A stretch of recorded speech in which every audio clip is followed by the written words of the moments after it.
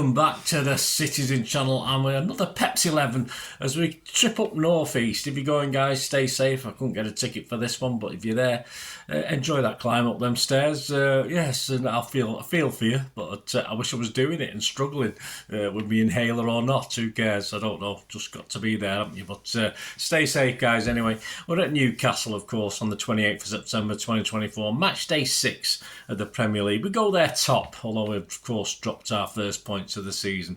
It won't be easy, but we'll talk about it. I'm recording this on the 25th of September, so any facts and stats I've give you today are right as at that time.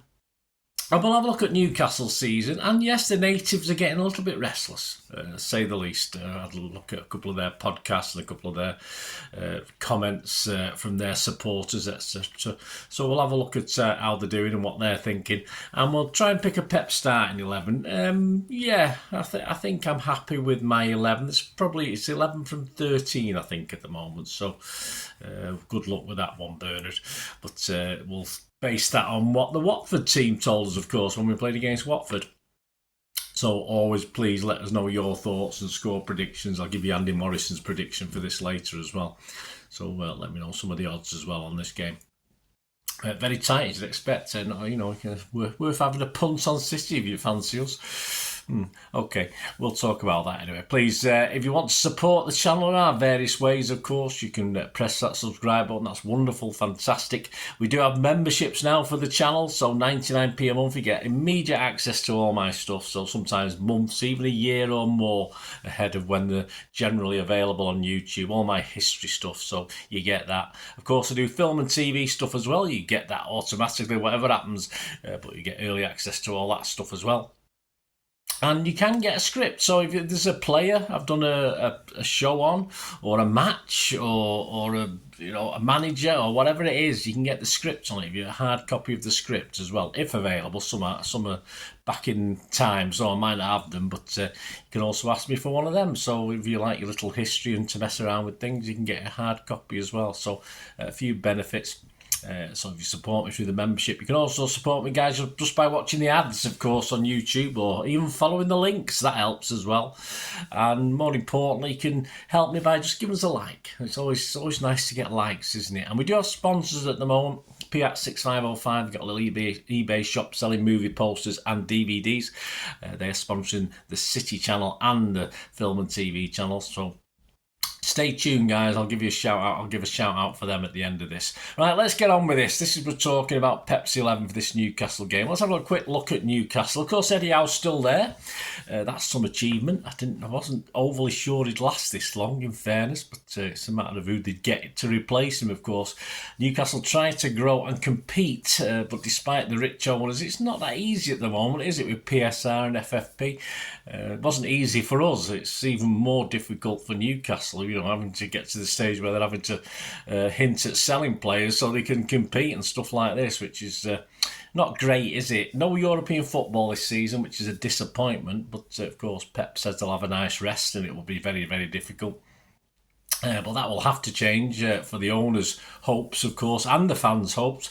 With no distractions, Newcastle have to aim for a big season this season. So far, though, they've done okay, but a little bit uninspiring as far as the fans are concerned. They've won games perhaps the fans had probably thought they didn't deserve to. And if you look at the fans' reaction on various social media sites and podcasts, etc., and the grumbles have risen to the top even more, of course, after the defeat to Fulham last time out. And there's plenty of negativity out there about the tactics of Eddie Howe, etc. And of course the Geordie fans are sort of, I've seen comments of course, we'll have to be a lot better because City will pull us apart. Well, let's hope so. The league form, they played 5 games. Newcastle won, Saints 0. Of course they did that with 10 men, so that wasn't too bad, or they got battered really. Bournemouth 1, Newcastle 1, so not a bad point at Bournemouth. Newcastle 2, Spurs 1, a good win. Wolves 1, Newcastle 2, a good win, but of course the one that caused all the despondency last weekend, Fulham 3, Newcastle 1. In the Carabao Cup, they beat Forest on penalties at the City Ground, and they will play Wimbledon at St James's in the next round, and that's next week. So they've had to be well rested after that Fulham trip. So at the moment, they sit in the top 6. They played 5, won 3, drawn 1, lost 1. So an acceptable 10 points for Newcastle. And in fact, a win against Fulham would have put them temporarily on top, at least for a little while anyway. But the defeat, with which, yes, Eddie Howe called their worst display of the season, well, they got beat. So yeah, it probably was. Is it a one-off? Don't know. Some of the Newcastles aren't thinking it is. But either way, at St James's, they're going to be tough opposition. I mean, you look at history. I know it doesn't mean anything, does it? But we've always struggled. We've always struggled at their ground, and we don't have our greatest record there. So I think with a good kick up the bum they got at Fulham, I think we have to be really on it to get anything out of this game on Saturday. Well, early kick-off, isn't it? 12:30 in the afternoon. So we will need to be at our best. Just the matter of our record at St James's, it reads in the league, played 87, we'd won just 20, drawn 18 and lost 49. So not great. Scored 102 and let 162 in. So we're going to have to be at it on Saturday. So that brings us, of course, onto Pep's 11. That team against Watford and the squad against Watford. The first team, the starting 11, Ortega, Walker, Stones, Braithwaite, Lewis, O'Reilly, Nunes, McAtee, Doku, Grealish and Foden. On the bench, we had Edison, Diaz, Kovacic, Gundo, Bernardo, Gvardiol, Akanji, Savi and Wright. Out injured for this one, Bob, Aki and Rodri, and I think Kevin will probably still be out a little bit injured as well, although he may feature on the bench. We'll know later in the week. Happily no further problems seemingly after that Watford victory.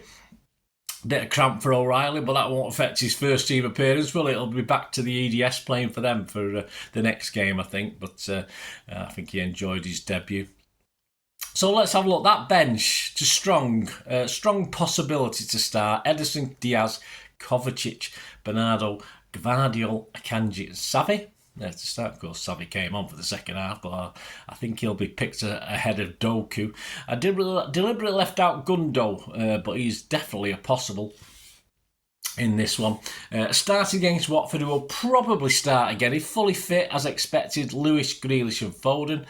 Plus a bloke called Haaland, who had a night off the other day. We've got to consider him. I've not mentioned, of course, Stonesy in that as well. So there's always a possibility. But I think that makes an 11 without Gundo and Stonesy. But is the balance right in the team? Seemingly it looks as though it can be. So my 11, as I said, I had about 13 to pick from. So this is my 11. Edison, Lewis, Akanji, Diaz, Gvardiol, Kovacic, Bernardo, Foden, Savi, Grealish and Haaland. And I think Stones and Gundo are other options, perhaps for Kova and Foden. But of course, Kovacic, I think we're going to need him as DM, aren't we? So I think he's reasonably safe, unless he's going to throw a wobbler in there, stick Stones as a DM or something like that. But I can't see that happening. But that's my 11, guys. Let me know your thoughts if you agree with that or any other considerations. Predictions. Andy Morrison says about this game, he says another tough one. It is. St James Park is always difficult. It is, with a fantastic atmosphere. Can be, especially when the champions are in town. Newcastle have made a decent start, but will be up and running by this point, and I expect us to grind them down and come away with 3 points. Well, I'm not totally convinced we're up and running yet, Andy. Only played 5 league games, added a cup game. All things aren't really firing. A couple of injuries. I don't think the lads are quite up and running to the point of where we can be utterly confident of going to Newcastle and getting something. But Andy's confident. He's given us a 3-1 victory for City. You can get 12-1 at that at the bookies. My prediction, well, hopefully it won't be a last-minute Oscar Bob or equivalent, because he won't be around to do it. A last-minute winner this time. But I've gone 3-2 again, like last season. I can see us conceding again. Defensively, we are struggling a little bit, without Rodri even more so, perhaps. So I'm going to go for 3-2 like it was last year, and hopefully we'll scrape it. But it's going to be really hard, this. I mean, I'd hate a draw, I'd hate a loss, of course I would, but I can see all 3 options, possibilities for this one. But I'll go for 3-2. I'll be confident in my team, confident in Pep, and hopefully Newcastle won't quite hit the mark, because I think if they can, I think they can do us damage. So that's 3-2 is 18 or 20-1. You can shop around for that sort of price on that. Other odds. of course, to look at City to win the Premier League. We've moved out a little. Of course, no Rodri, and Arsenal's draw at our place means they've closed the gap on us. We're now 11-8. We're still the favourites, but Arsenal generally is 6-4, so there's not much between Arsenal and City as far as the bookers are concerned.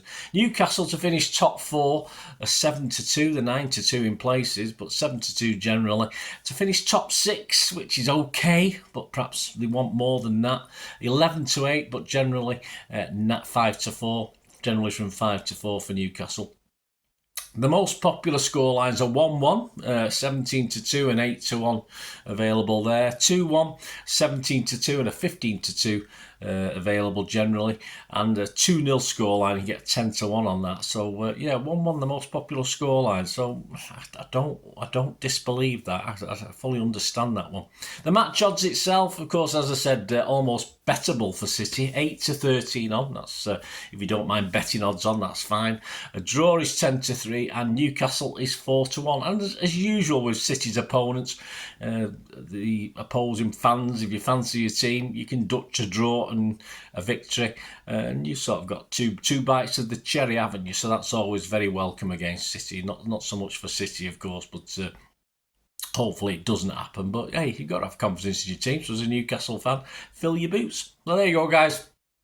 Hope you enjoyed this Pepsi 11. Of course, the player ratings, I'll be doing that because I'm not going up to Newcastle, so I'll be able to get that out mid-afternoon, early evening. I'll be getting the player ratings out for this match. And on Sunday, I'll put out the story of the game.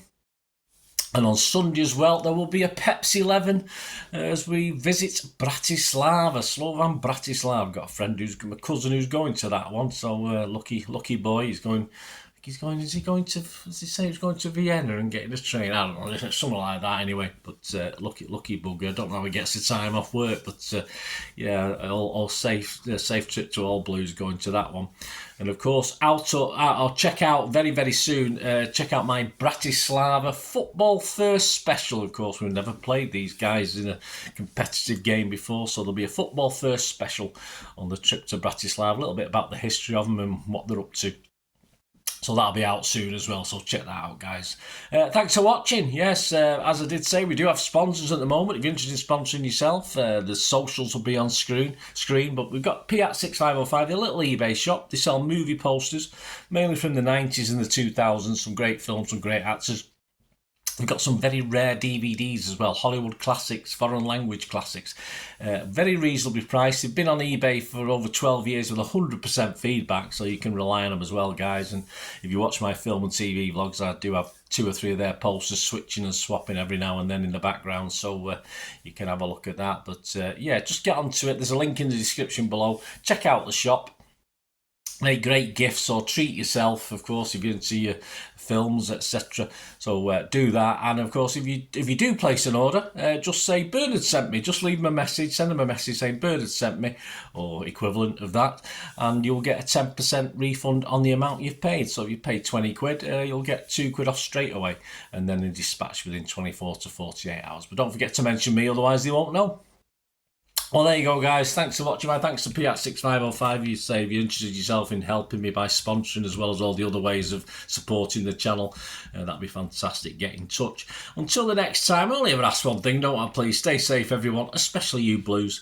And simply, come on, City. Bye for now.